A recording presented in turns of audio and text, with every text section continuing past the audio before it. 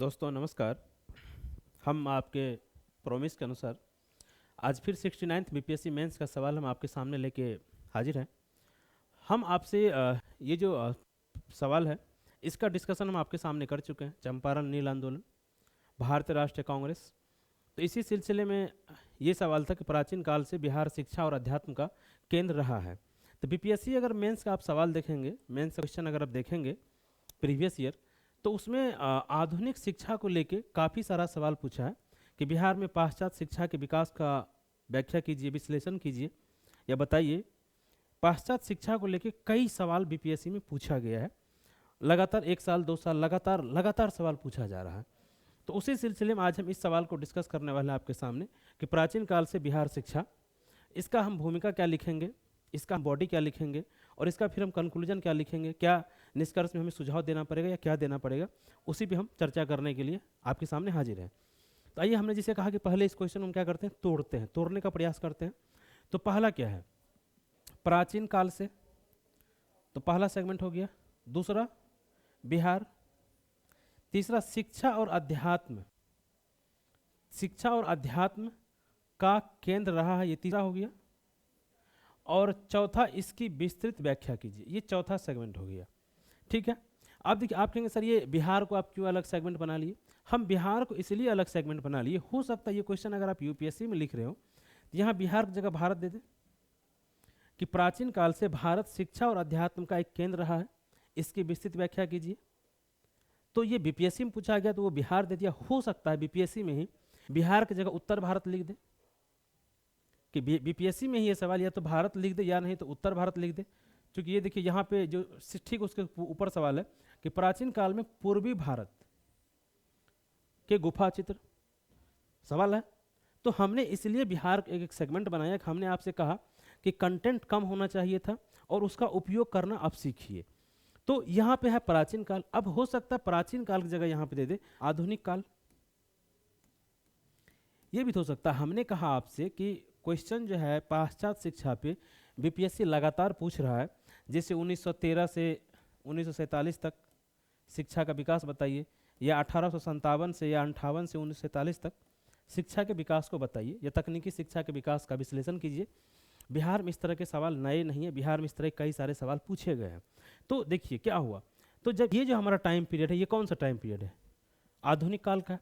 आपसे यही लिख दे कि आधुनिक काल में बिहार की शिक्षा और अध्यात्म से बिहार शिक्षा और अध्यात्म का केंद्र है, इसकी विस्तृत व्याख्या कीजिए। अब यहाँ पे यही लिख दे कि क्वेश्चन सेम रहे कि प्राचीन काल से बिहार शिक्षा और अध्यात्म का केंद्र रहा है, व्याख्या के लिए लिख दे आलोचना कीजिए। आप कहेंगे सर ऐसा क्वेश्चन नहीं आ सकता, क्योंकि इसकी आलोचना क्या होगी।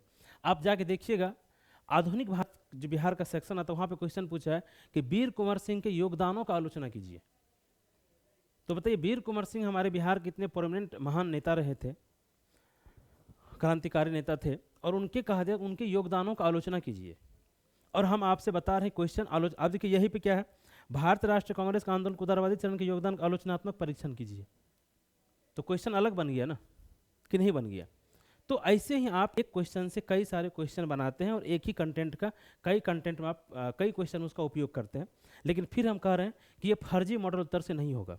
जो मुखर्जी नगर या पटना के कोचिंगों के द्वारा जो फर्जी मॉडल उत्तर दिया जाता है वो नहीं होगा। इसमें इतनी क्वेश्चन की डाइवर्सिटी नहीं होती, क्योंकि उसकी औकात नहीं है कितनी क्वेश्चन की डाइवर्सिटी वो कर देगा। ठीक है, क्योंकि हम भी बहुत सारे कोचिंगों का आंसर पढ़ते हैं, उसका क्वेश्चन देखते हैं, टेस्ट सीरीज का देखते हैं, तो बट हम यहाँ लगा नहीं सकते हैं। अब आपको थोड़ा सा और हमारे साथ बने रहना पड़ेगा। इसका भूमिका क्या लिखेंगे, बॉडी क्या लिखेंगे, निष्कर्ष क्या लिखेंगे। तो क्वेश्चन का सेगमेंट आप समझ गए कि ये चेंज हो सकता है। यहाँ पे शिक्षा हटा दे, सपोज कि शिक्षा हटा दे, सिर्फ यही लिख दे कि प्राचीन काल से बिहार अध्यात्म का केंद्र रहा है, इसकी विस्तृत व्याख्या कीजिए। या प्राचीन काल से भारत अध्यात्म का केंद्र रहा है, इसकी विस्तृत व्याख्या कीजिए। प्राचीन काल से उत्तर भारत अध्यात्म का केंद्र रहा है, इसकी विस्तृत व्याख्या कीजिए। आधुनिक काल, तो क्वेश्चन कई सारे फॉर्मेट हो सकते हैं। इसी लिख दे, हम क्या बोले, क्वेश्चन ये प्राचीन काल से बिहार शिक्षा और अध्यात्म का केंद्र है, इसका आलोचनात्मक मूल्यांकन कीजिए, बताइए। ठीक है, तो क्वेश्चन समझ गए आप। तो अगर ये आपको अच्छा लगता है तो आप हमारे चैनल को सब्सक्राइब कर लीजिए भाई, ताकि आप इस तरह के इन्फॉर्मेशन आपके पास मिलते रहे। और मेंस आंसर राइटिंग में अगर आपको कोई भी दिक्कत हो तो आप हमारे दिए गए नंबर पे हमसे संपर्क कर सकते हैं। चाहे आप यूपीएससी का तैयारी कर रहा हो, बीपीएससी की तैयारी कर रहे हो, यूपी पीसीएस का तैयारी कर रहे हो, या अदर किसी भी स्टेट पीसीएस का आप तैयारी कर रहे हो, आपको अगर मेंस आंसर राइटिंग में कोई भी दिक्कत हो तो आप हमारे दिए गए नंबर पे हमसे संपर्क कर सकते हैं। मुखर्जी नगर में हम संस्थान चलाते हैं, दिल्ली मुखर्जी नगर में, मेंस आंसर राइटिंग के लिए। और अच्छा लगे तो चैनल को आप सब्सक्राइब कर लीजिए। आइए अब हम देखते हैं भूमिका वाला पार्ट में, भूमिका में हम क्या लिख सकते हैं, क्या लिखना चाहिए था हमें भूमिका में। थोड़ा सा हम पेज ले लेते हैं। क्वेश्चन आप समझ गए होंगे, कोई इसमें दिक्कत नहीं है, क्वेश्चन आप समझ गए होंगे। तो हमने कहा क्या कि हमें लिखना है भूमिका। तो आइए हमने यहाँ पे लिखा भूमिका, ठीक है। अब भूमिका का मतलब क्या हुआ, क्वेश्चन को समझिए। प्राचीन काल से, तो प्राचीन काल से यहाँ पे आपको कोई फिक्स टाइम पीरियड नहीं दिया है ना, यहाँ पे फिक्स टाइम पीरियड नहीं था। मतलब क्या, प्राचीन काल से, ये तो आज तक हो गया ना। प्राचीन काल अगर हम बात करें, महाजनपद काल, प्राचीन काल अगर बिहार में देखें तो महाजनपद काल से आता है, वहां से कब, 2024 तक। क्योंकि ये तो नहीं लिखा है ना प्राचीन काल में। अगर क्वेश्चन ये होता यहाँ पे कि प्राचीन काल में बिहार शिक्षा और अध्यात्म का केंद्र रहा है, तो दैट मीन्स फिर उसका आंसर अलग हो जाता। क्वेश्चन अगर होता प्राचीन काल में, से की जगह हो जाता में,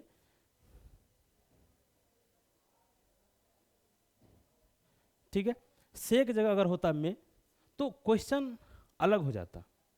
आप समझ लीजिए, क्वेश्चन फिर अलग हो जाता। अगर से की जगह होता में, तो क्वेश्चन का आंसर अलग हो जाता। इसका मतलब कि सिर्फ आपको बिहार के प्राचीन टाइम पीरियड, अगर हम माने प्राचीन टाइम हमारा, तो महाजनपद से कब मान सकते हैं, 750 एडी मान लीजिए। इसके बाद चूंकि मध्यकालीन स्टार्ट हो जाता है, यही हम मानते हैं ना, समझ गए। तो क्या बताए, यहां पे लिखा है प्राचीन काल से, मतलब क्या, से तो आज तक, इसमें आपको आज तक जोड़ना है। तो देख लीजिए, वही हम बता रहे हैं आपको कि इस क्वेश्चन में अगर यही सिर्फ लिख देता, आप क्वेश्चन को सेंटेंस फॉलो में देखिए, यहाँ पे प्राचीन काल में बिहार शिक्षा और अध्यात्म का केंद्र रहा है, इसकी विस्तृत व्याख्या कीजिए। तो क्या बोले, इसका आंसर फिर अलग हो जाता, इसका आंसर फिर अलग हो जाता कि प्राचीन काल में बिहार, समझ गए। लेकिन यहाँ पे है प्राचीन काल से, तो टाइम पीरियड जो हमारा होगा यहाँ पे, वो टाइम पीरियड होगा महाजनपद काल से लेकर 2024 तक। तो ये हमारा भूमिका हो गया कि हम यहाँ पे लिख सकते हैं कि प्राचीन काल का तात्पर्य, या बिहार के, या बिहार में, या बिहार से, बिहार में शिक्षा और अध्यात्म का केंद्र रहा है।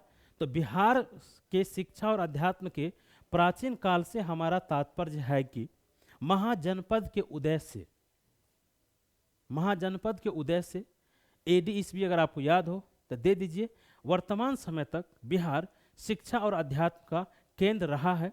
आइए निम्नलिखित एग्जाम्पल या उदाहरणों के द्वारा हम इसका विस्तृत विश्लेषण करने का प्रयास करते हैं, या विस्तृत विश्लेषण करते हैं। तो क्वेश्चन में लिखा क्या, विस्तृत व्याख्या, तो आप ही लिखिए विस्तृत व्याख्या हम करते हैं। या प्राचीन काल से हमारा तात्पर्य है महाजनपद काल के उदय से वर्तमान समय तक की, या वर्तमान समय तक बिहार कैसे शिक्षा और अध्यात्म का केंद्र रहा है। आइए विभिन्न उदाहरणों के माध्यम से इस कथन की विस्तृत व्याख्या और विश्लेषण करते हैं। लिख दिए, प्राचीन काल से हमारा तात्पर्य है कि महाजनपद काल से वर्तमान समय तक बिहार कैसे, या बिहार किस तरीका से शिक्षा और अध्यात्म का केंद्र रहा है। आइए विभिन्न उदाहरणों के माध्यम से इसका विस्तृत व्याख्या और विश्लेषण करते हैं। लिख दिए, आप एक छोटा सा बिहार का अपना प्यारा सा मैप बना दिए, बिहार का एक प्यारा सा मैप बना दिए, ठीक है। भूमिका आप समझ गए। हम अब आते हैं बॉडी की बात करते हैं, बॉडी, ठीक है, बॉडी। अब बॉडी में हम क्या करेंगे, बिहार शिक्षा और अध्यात्म का केंद्र, हम एक सब टॉपिक बनाएंगे, बिहार, एक सब टॉपिक बनाए, बिहार शिक्षा और अध्यात्म, बिहार शिक्षा और अध्यात्म, बिहार शिक्षा और अध्यात्म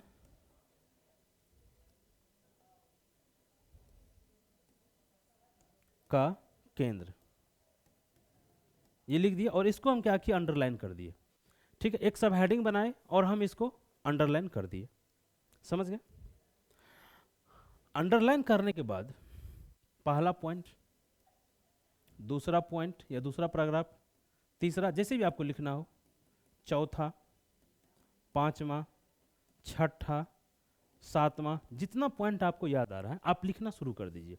अब कहेंगे पहला पॉइंट क्या देंगे, पहला पॉइंट यही कि जो बिहार है, अब देखिए कुछ लोग क्या करते हैं, मैंने देखा कि यहाँ पे वो नालंदा विश्वविद्यालय का जिक्र करेंगे,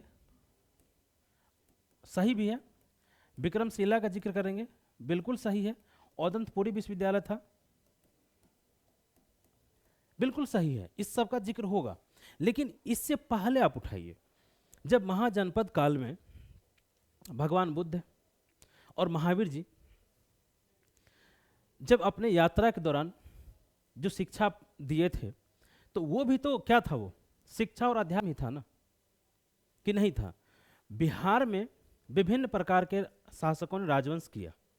तो आप जब परिचय लिखेंगे भूमि का, उसी के फिर सेकेंड पैराग्राफ में आप लिखेंगे कि बिहार में प्राचीन समय से लेकर आधुनिक समय तक विभिन्न शासकों ने या अनेकों शासकों ने शासन किया।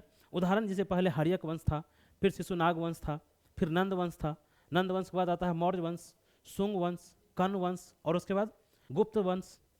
तो गुप्त वंश, तो ये हमारा टाइम पीरियड था। उसके बाद फिर मुगल कालीन सल्तनत काल आता है, मुगल काल आता है। तो मुगल काल में भी तो अध्यात्म था ना, और एजुकेशन था या कि नहीं था बिहार में, ये बताइए। तो हम क्या करें यहाँ पे से, तो से के बाद जो होता है ना, जैसे हम कहते हैं कि दिल्ली से, अगर आप सिंपल एग्जांपल ले, दिल्ली से का मतलब क्या हुआ, दिल्ली से कहाँ तक, से का मतलब क्या होता है, फ्रॉम, मतलब वहां से, दिल्ली से। एक सेंटेंस देखिए, दिल्ली में, अगर हम क्या लिखते हैं, दिल्ली में, मतलब क्या हुआ कि दिल्ली के भौगोलिक बाउंड्री में या दिल्ली के पॉलिटिकल बाउंड्री में, दिल्ली में। अब हम कहते वहीं दिल्ली से, तो दिल्ली से का मतलब क्या हुआ, दिल्ली से, इसका मतलब क्या, दिल्ली से बाहर। वही ये क्वेश्चन कह रहा है, प्राचीन काल से, क्या मतलब, प्राचीन काल से आगे तक। सिर्फ इस क्वेश्चन का आंसर अगर प्राचीन काल तक में रखेंगे तो आंसर आपका अधूरा माना जाएगा। प्राचीन काल से, अगर होता प्राचीन काल में, देन आप सिर्फ प्राचीन काल का विश्लेषण कर देते, इससे हम सहमत थे। तो आपने लिखा, आपने राजवंशों का जिक्र कर दिया, ये अलग अलग टाइम पीरियड पे भी, कि महाजनपद काल में भगवान बुद्ध, महावीर और अन्य बौद्ध भिक्षुओं के द्वारा शिक्षा का प्रचार प्रसार चल रहा था, ठीक है। और ये अध्यात्म और शिक्षा दोनों। तो आपने पहला पॉइंट जो हम यहाँ बताया, इसमें आपने जिक्र कर दिया महावीर जी का और भगवान बुद्ध का, और उस समय के शासकों के द्वारा भी जो गुरुकुल की व्यवस्था थी, उनके द्वारा शिक्षा और अध्यात्म को बढ़ावा दिया जा रहा था। फिर आते हैं दूसरा देखिए, जब हम बात करते हैं फिर अशोक का, तो अशोक के बाद आता है क्या, यहाँ तक वही रहेगा, नालंदा विश्वविद्यालय। फिर हम बात करेंगे नालंदा विश्वविद्यालय की। तो देखिए, जैसे मान के चलिए कि कोई गांव है, किसी गांव में कुछ शिक्षक जो है या कुछ अध्यात्म के जो हमारे धर्म गुरु हैं, वो घूम घूम के शिक्षा और धर्म की शिक्षा दे रहे हैं। लेकिन जब वहाँ पे एक मंदिर बन जाए, वहाँ पे एक स्कूल बन जाए, तो उसको हम क्या कहते हैं, उसको हम कहते हैं संस्थानीकरण, इंस्टीट्यूशनलाइजेशन, ठीक है, यानी संस्थानीकरण, एक संस्थान के रूप में। तो जब हमारा नालंदा विश्वविद्यालय बना, तो ये एक संस्थानीकरण हो गया, एजुकेशन का इंस्टीट्यूशनलाइजेशन हो गया। तो उसके बाद हम यहाँ पे लिखेंगे कि नालंदा विश्वविद्यालय, विक्रमशिला विश्वविद्यालय, औदंतपुरी विश्वविद्यालय विभिन्न शासकों के द्वारा स्थापित किया गया, जिससे शिक्षा का संस्थानीकरण हो गया। और संस्थान के माध्यम से, ठीक है, संस्थान के माध्यम से एजुकेशन, शिक्षा विस्तार, प्रचार प्रसार होने लगा। तो ये हमारा दूसरा पॉइंट होगा। अब हम अध्यात्म की बात करते हैं। तो जैसे देखिए, भगवान बुद्ध थे या महावीर जी थे या जो हिंदू धर्म गुरु भी थे, वैष्णव धर्म के, वैष्णव संप्रदाय के, वो क्या कर रहे थे, घूम घूम के धार्मिक शिक्षा दे रहे थे। लेकिन जब मठ बनने लगा, जिसको हम लोग कहते हैं बौद्ध विहार, बौद्ध विहार बना था, चैत्य बना था, तो वो चैत्य क्या था, धार्मिक केंद्र था ना। तो उदाहरण के लिए फिर आपको तीसरा पॉइंट यही लिखना पड़ेगा कि कैसे धर्म और शिक्षा का केंद्र से शुरू हुआ और उसका संस्थानीकरण हुआ, और संस्थानीकरण के बाद कैसे उसका प्रचार प्रसार हुआ। तो यहां तक आप लेके चले आते हैं। विक्रमशिला किसने बनाया था, तो धर्मपाल साहब ने। औदंतपुरी गोपाल ने। नालंदा कुमारगुप्त ने। और फिर उसी में आपको लिखना है कि प्राचीन काल में बिहार की शिक्षा और अध्यात्म का ऐसा विकसित व्याख्या था कि विदेश से लोग नालंदा विश्वविद्यालय में आते थे पढ़ने के लिए। तो ये आपका हो गया पहला दूसरा पैराग्राफ। हमने क्या बताया कि आपको महाजनपद काल से लिखना है। महाजनपद काल में शिक्षा और जो एजुकेशन था उसका संस्थानीकरण नहीं हुआ था, लेकिन था, चल रहा था गुरुकुल की परंपरा के माध्यम से।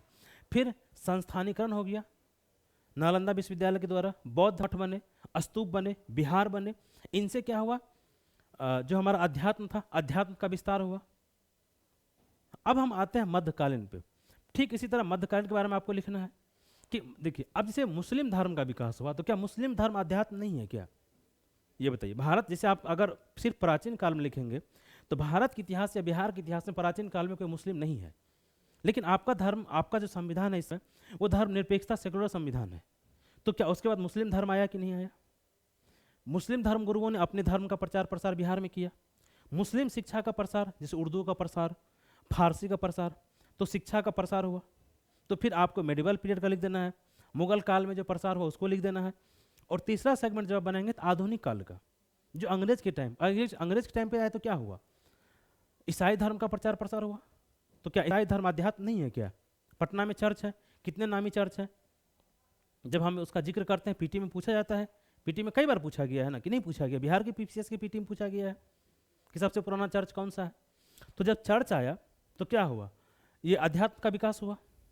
और जब अंग्रेज आए तो शिक्षा का विकास हुआ। हुआ या नहीं हुआ? तो फिर तीसरा पैराग्राफ आपका, चौथा पांचवा जो भी पैराग्राफ हो आप उसको लिखेंगे, आप उसको लिख दिए। और फिर आज़ादी के बाद जो हमारी वर्तमान सरकार है या आज़ादी के बाद सरकारों के द्वारा शिक्षा पे व्यापक जोर दिया गया और शिक्षा का विकास हुआ। क्योंकि संविधान लागू होने के बाद राज्य की जिम्मेदारी थी कि राज्य अध्यात्म को बढ़ावा नहीं दे सकता है, मतलब अध्यात्म की शिक्षा राज्य नहीं दे सकती है। ठीक है, तो आप ऐसे लिखेंगे कि आज़ादी के बाद जो शिक्षा की जिम्मेदारी थी वो समाज और सरकार दोनों पे आ गया, परंतु धर्म की जिम्मेदारी या धार्मिक या अध्यात्म की जिम्मेदारी या अध्यात्म को बढ़ावा देना समाज के ऊपर रह गया। आज भी वर्तमान समय में भी समाज अपने अनुसार, अपने तरीके से धर्म को बढ़ावा दे रहा है, अध्यात्म को बढ़ावा दे रहा है। तो वहीं सरकार और समाज दोनों मिलकर शिक्षा को भी बढ़ावा दे रहा है। और अगर आपके पास कोई आंकड़ा हो कि बिहार में, जिसका परिणाम है कि बिहार में आज शिक्षा जो है, शायद मुझे एग्जैक्ट याद है, शायद 65% के आसपास बिहार में 2011 के अनुसार, एग्जैक्ट डाटा भी मुझे याद नहीं है, इतना परसेंट बिहार में शिक्षा है। तो ये क्या था आपका, यही तो कह रहा है विस्तृत व्याख्या कीजिए। तो यहाँ तक आप लिख दीजिए और लास्ट में आप एक लाइन जोड़ दीजिए जिसको हम लोग निष्कर्ष कहते हैं। समझ, उम्मीद करते बॉडी आप समझ गए होंगे। अब हम आते हैं निष्कर्ष पे। अगर हम निष्कर्ष की बात करें तो निष्कर्ष में हम क्या लिखते हैं कि वर्तमान समय में या जो भौतिकतावादी विश्व चल रहा है, जो भौतिकतावादी विश्व चल रहा है, वहाँ पे शिक्षा और अध्यात्म दोनों ही व्यक्ति को शांति की तरफ ले जाता है, दोनों ही व्यक्ति को शांति की तरफ ले जाता है। और बिहार, जिस तरह से बिहार प्राचीन काल से ही शिक्षा और अध्यात्म का केंद्र रहा है, तो बिहार के मॉडल को विश्व स्तर पे हम सुख, समृद्धि और शांति प्राप्त करने हेतु इसका प्रचार प्रसार कर सकते हैं। तो ये क्या हो गया, एक सकारात्मक अप्रोच हो गया आपका बिहार को लेकर। जिसे अभी भारत सरकार हमारी क्या कहते हैं, भारत विश्व गुरु बनने वाला है, कहता है कि नहीं कहता? किस आधार पर? आपका कोई इंफ्रास्ट्रक्चर तो आपके यहाँ बहुत अधिक नहीं है, नहीं आपके यहाँ अवसंरचना अमेरिका चाइना से अधिक है क्या? आपकी जीडीपी उससे अधिक है क्या? आपके यहाँ एजुकेशन है, गरीबी उससे अधिक है क्या? नहीं है ना कुछ। फिर भी किस आधार पर हम कहते हैं विश्व गुरु बनने वाले हैं? क्यों? चूंकि भारत जो है वो शिक्षा अध्यात्म का केंद्र रहा है। यहाँ से शांति के संदेश दिए गए हैं दुनिया में। भगवान बुद्ध के द्वारा शांति का संदेश दिया गया, शस्त्र की जगह शास्त्र का। महात्मा गांधी के द्वारा अहिंसा का संदेश दिया गया।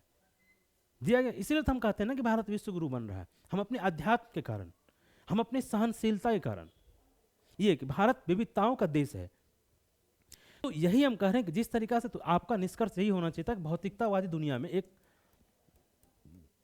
जो भौतिकतावादी दुनिया हमारा चल रहा है, जहां समाज, जैसे अभी भी यूपीएससी भी कई सारा क्वेश्चन पूछता है, वर्तमान विश्व में क्या कर रहा है, अनिश्चितता के दौर से गुजर रहा है। जो वर्तमान विश्व है संघर्ष एवं अनिश्चितताओं के दौर से गुजर रहा है। आप देखिए, इजराइल हमास चल रहा है, रूस यूक्रेन चल रहा है, पता नहीं किस फ्रंट पे कब युद्ध हो जाए। तो उसके लिए रोकने के लिए क्या चाहिए हमें? अध्यात्म। इसीलिए हम कहें कि आप ये निष्कर्ष लिख सकते हैं कि इस प्रतिस्पर्धी वर्ल्ड में, दुनिया में, या भौतिकतावादी दुनिया में शांति स्थापित करने हेतु बिहार का ये प्राचीन मॉडल, जो बिहार में प्राचीन काल से चला रहा, अध्यात्म और शिक्षा को विश्व पटल पर अगर हम स्थापित करते हैं, प्रचार प्रसार करते हैं, तो निश्चित रूप से विश्व शांति को स्थापित करने में हम सफल होंगे। हाँ, भले ही हमारे बिहार में शांति नहीं हो, अलग बात है, लेकिन हम लिखेंगे तो उम्मीद करते हैं कि इस क्वेश्चन को आप समझ गए होंगे कि क्या इसमें लिखा जाता। ठीक है, निष्कर्ष हमने बता दिया, बॉडी हमने बता दिया और भूमिका हमने बता दिया। 38 मार्क्स का क्वेश्चन था। 38 मार्क्स में आपको काफ़ी हमने कंटेंट दे दिया। अब प्राचीन काल से आधुनिक काल तक लिखना शुरू करेंगे, आपके पास बहुत सारा कंटेंट है। दोबारा हम बता रहे हैं, वीडियो अच्छा लगा हो तो आप चैनल को लाइक कर दीजिएगा, चैनल को सब्सक्राइब कर लीजिएगा, वीडियो को लाइक कर दीजिएगा। और इसमें 69 का जो ये क्वेश्चन पोर्शन है, इसमें अब क्वेश्चन नहीं बचा है, हमने सारा क्वेश्चन कर दिया। ये क्वेश्चन तो शॉर्ट्स है, लेकिन जो लॉन्ग क्वेश्चन है वो हमने ये आपके सामने कर दिया। बिहार में आधुनिक शिक्षा विकास और उसके प्रभाव को रेखांकित कीजिए। तो एक क्वेश्चन ये बचा हुआ है, ये देखिए यहाँ पे क्या है, बिहार में आधुनिक शिक्षा के विकास और उसके प्रभाव। क्वेश्चन आधुनिक शिक्षा, और यहाँ पे क्या था, बिहार में प्राचीन काल से। तो देखिए दोनों के भाषा में अंतर है कि नहीं है। यहाँ पे क्या लिखा है, बिहार में, मतलब क्या, बिहार में, तो भौगोलिक पॉलिटिकल क्षेत्र हमारा बिहार हो गया। आधुनिक शिक्षा के विकास, स्पष्ट लिखन, आधुनिक शिक्षा के विकास, ठीक है, के विकास। और तो यहीं पे लिख देता अगर कि प्राचीन शिक्षा के विकास, तो क्या होता, फिर वहां से लिखना पड़ता।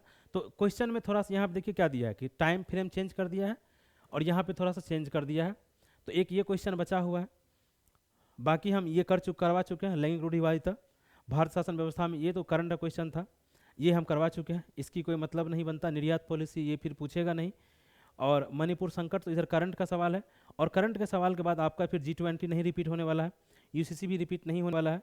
अभी इतना आसान तो नहीं है, चंद्रयान 3 मिशन में रिपीट नहीं होगा। इसके बाद आपको DI आता है, तो DI तो अभी हम नहीं बताएंगे बाद में, जब BPSC का PT हो जाएगा तब हम DI बताएंगे। तो कुल मिला के 69 का जो भी सवाल था उसका हम डिस्कस आपके सामने कर दिए हैं, पेपर 1 का। अब बचा पेपर 2, तो पेपर 2 का क्वेश्चन भी हम आपके सामने लेके आएंगे, ठीक। और उसके बाद फिर 68, 67 previous year back year question हम लेके आएंगे, और UPSC और UPPCS का भी सवाल लेके आएंगे। तो उम्मीद करते हैं कि आप समझ गए होंगे, और फिर अगर कोई दिक्कत हो आपको तो आप हमसे संपर्क कर सकते हैं, मेरे दिए गए नंबर पर कांटेक्ट कर सकते हैं। चैनल को सब्सक्राइब कर लीजिएगा, वीडियो को लाइक कर दीजिएगा। आपको बहुत बहुत धन्यवाद।